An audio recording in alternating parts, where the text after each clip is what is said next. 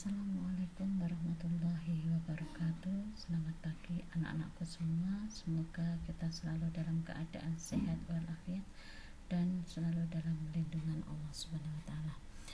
Baik, hari ini kita akan belajar tentang materi listrik dinamis, khususnya yaitu rangkaian listrik. Pada rangkaian listrik ini salah satu contohnya adalah rangkaian pada lampu atau rangkaian listrik yang ada di rumah kalian masing-masing. Pada rangkaian listrik ini dibagi menjadi dua, yaitu rangkaian seri, kemudian rangkaian paralel. Pada rangkaian seri dan rangkaian paralel ini kalau kita perhatikan ini memiliki perbedaan. Salah satu perbedaannya adalah kalau pada rangkaian seri, susunan rangkaian listrik seri ini arus listriknya satu jalur. Itu satu. Yang kedua, pada rangkaian seri ini tidak memiliki titik percabangan. Sedangkan pada rangkaian paralel ini adalah rangkaian dengan memiliki ciri memiliki titik percabangan. Jadinya arus yang mengalir itu tidak satu jalur, tetapi beberapa jalur, bahkan lebih dari satu.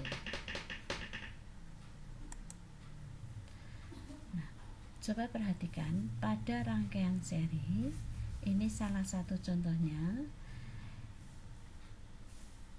Ini susunan rangkaian seri, di mana batu baterai ini bisa disusun secara seri, positif, negatif, tersusun. Nah, ini memiliki satu jalur arus listrik dari positif menuju ke negatif. Nah, ini susunan batu baterainya juga seri. Boleh susunan batu baterainya secara seri atau lampunya disusun secara seri seperti tadi. Kalau pada rangkaian paralel, ini salah satu cirinya adalah memiliki titik percabangan. Jadi, ini batu baterai tersusun ya. Nah, ini susunannya memiliki cirinya adalah memiliki titik percabangan. Ini titik percabangannya. Nah, untuk selanjutnya pada rangkaian listrik ini berlaku hukum Ohm. Apa itu hukum Ohm? Hukum Ohm berbunyi, jika arus listrik yang melalui suatu penghantar pada suhu tetap, kuat arusnya berbanding lurus dengan beda potensial dan yang terdapat pada kedua ujung penghantar. Nah, ini hukum Ohm, rumusnya R sama dengan V per E. Nah, keterangan untuk V itu adalah beda potensial, yaitu volt, I nya adalah kuat arus, ampere, R nya adalah hambatan. Nah, ada beberapa karakteristik pada rangkaian listrik. Untuk lebih lanjutnya kita belajar dulu tentang hukum Kirchhoff. Pada hukum Kirchhoff ini ada dua, hukum Kirchhoff 1 dan hukum Kirchhoff 2. Kalau hukum Kirchhoff 1 itu menjelaskan bahwa jumlah kuat arus yang masuk itu akan sama dengan jumlah kuat arus yang keluar pada suatu titik percabangan, sehingga arus yang masuk itu sama dengan arus yang keluar.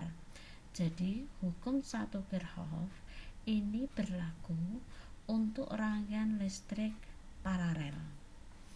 Nah, sebagai contoh, ini ada arus yang masuk, ini adalah titik percabangan. Kalau titik percabangan berarti salah satunya adalah contoh rangkaian paralel. Sebagai contoh, ini arus yang masuk yaitu I2, arus yang masuk I2, I1, I2 dan I1 dan I2 saja. Sedangkan yang keluar adalah I3, I4 dan 5. Sehingga kalau arus yang masuk ini adalah I1 dan I2, maka yang keluar besarnya sama, ya, yaitu I3, I4 dan I5. Arus yang masuk sama dengan arus yang keluar. Yang masuk apa? I1 ditambah I2 sama dengan I3 ditambah I4 ditambah I5. Sebagai contoh dan pembahasannya, perhatikan gambar di atas. Jika pada titik P, ini titik P ini adalah titik percabangan. Pada titik P dari sebuah rangkaian listrik ada 4 cabang, 2 cabang yang masuk dan 2 cabang yang keluar. Jadi yang masuk yang mana? I1 dan I2, titik percabangannya ini titik P. Dan yang keluar yang mana? I3 dan I4. Jika diketahui besarnya I1 adalah 6 ampere, I2-nya adalah 3 ampere dan I3-nya adalah 7 ampere, maka berapakah besarnya I4? Kalau tadi kita bahas, kuncinya adalah kalau pada rangkaian paralel itu berlaku arus yang masuk itu akan sama dengan arus yang keluar, sehingga diperoleh tadi I1-nya 6, I2-nya 3, I3-nya adalah 7, yang tanyakan ada I4. Maka pada hukum Kirchhoff 1 ini berlaku pada rangkaian paralel, I yang masuk sama dengan I yang keluar, sehingga I yang masuk yaitu I1 dan I2 sama dengan I3 ditambah I4, sehingga yang masuk itu 6 ditambah 3 berarti 9, I yang keluar harus 9. Nah ternyata I3-nya ada 7, berarti berapakah I4-nya ini? Berarti I4 sama dengan 9 dikurangi 7 berarti 2 ampere. Cukup mudah bukan? Selanjutnya, pada rangkaian pada susunan seri ini berlaku hukum Kirchhoff kedua. Besarnya arus listrik di mana-mana besarnya sama, sehingga kalau pada susunan seri ini adalah susunan yang tidak memiliki titik percabangan, besarnya arus itu di mana-mana besarnya sama. Baik, kita lanjutkan. Pada susunan seri dari hambatan, ini adalah susunan seri. Susunan seri ini susunannya tidak bercabang, lurus saja, ya. Nah, besarnya I ini berlaku hukum 2 Kirchhoff. Besarnya I di mana-mana besarnya sama. Berarti I1 di sini, I2 yang ada di sini, I3 di sini, ini semuanya akan sama. Tapi ya, ini yang perlu diingat, untuk nilai arus listrik tiap hambatan ini I-nya sama.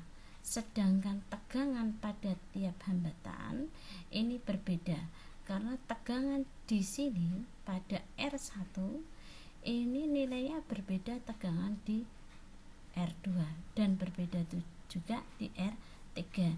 Nah, kalau seluruh berapakah besarnya tegangan pada ini, pada hambatan total ini adalah berarti tegangan di R1 ditambah tegangan di R2 dan ditambah di tegangan R3. Nah, sehingga ini yang perlu kalian ingat, ini rumus rangkaian seri, ini wajib kamu paham betul. Kalau pada rangkaian seri untuk menentukan berapakah besarnya hambatan serinya, ini R1 ditambah R2 ditambah R3, ditambahkan saja untuk rangkaian seri. Sedangkan pada rangkaian paralel, ini salah satu contoh dari rangkaian paralel, ini adalah susunannya bercabang. Nah, ini terhubung dengan sumber tegangan, ya. Nah, ini bercabang, ini titik percabangan. Jadi arusnya dibagi ke R1, ke R2 dan R3. Nah, nilai tegangan di setiap resistor pada hambatan ini sama. Jadi tegangan di R1, tegangan di R2, tegangan di R3 ini semua sama. Nah, kalau arusnya bagaimana? Kalau arusnya, karena ini pada rangkaian paralel, sehingga berlaku hukum Kirchhoff 1. Arus yang masuk pada titik percabangan nilainya akan sama dengan arus yang keluar melalui titik percabangan, sehingga diperoleh I total yang masuk di sini sama dengan I1 ini ditambah I2 ini ditambah I3 ini.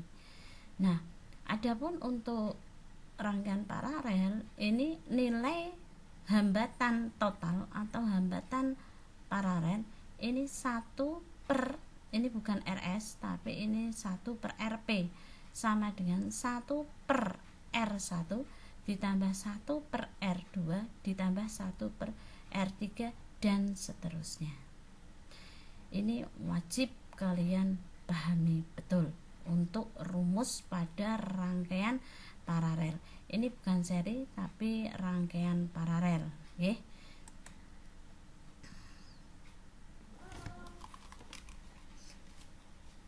Baik, untuk tugas yaitu sekarang buatlah rangkaian listrik seri atau rangkaian listrik paralel.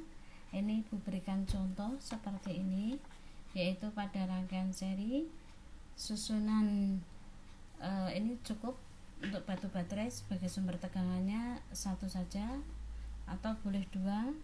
Ini satu ini besarnya tegangan 1,5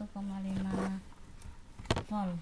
Kemudian ini disusun ya dengan sebuah kabel, dirangkai dengan kabel, kemudian disusun dihubungkan dengan lampu, kemudian terhubung dengan kabel. Oke. Kemudian yang ini adalah rangkaian paralel. Rangkaian paralel ini salah satu contohnya memiliki titik percabangan. Titik percabangannya seperti ini. Nah, sebagai contohnya seperti ini. Ini adalah karya teman-teman kalian tahun kemarin. Ini susunan baterainya ya. Ini boleh disusun secara seri, baterainya juga disusun secara seri. Nanti dihubungkan dengan sebuah kabel. Kemudian ini dihubungkan dengan sebuah lampu ya, lampu. Ini susunannya seperti ini. Silahkan nanti kalian buat. Bahan yang diperlukan adalah 2 batu baterai ya, kemudian sebuah kabel, kemudian lampu senter ini yang kecil. Mau menggunakan lampu LED juga boleh. Ini lampu kepiting, lampu bersama pitingnya. Nah, ini susunannya seperti ini. Ini sebagai penilaian keterampilan kalian. Jadi silahkan dikerjakan kemudian dikumpulkan. Mungkin itu saja tugas hari ini. Ibu kasih waktu batasannya selama 1 minggu. Terima kasih. Cukup sekian dari saya. Wassalamualaikum warahmatullahi wabarakatuh.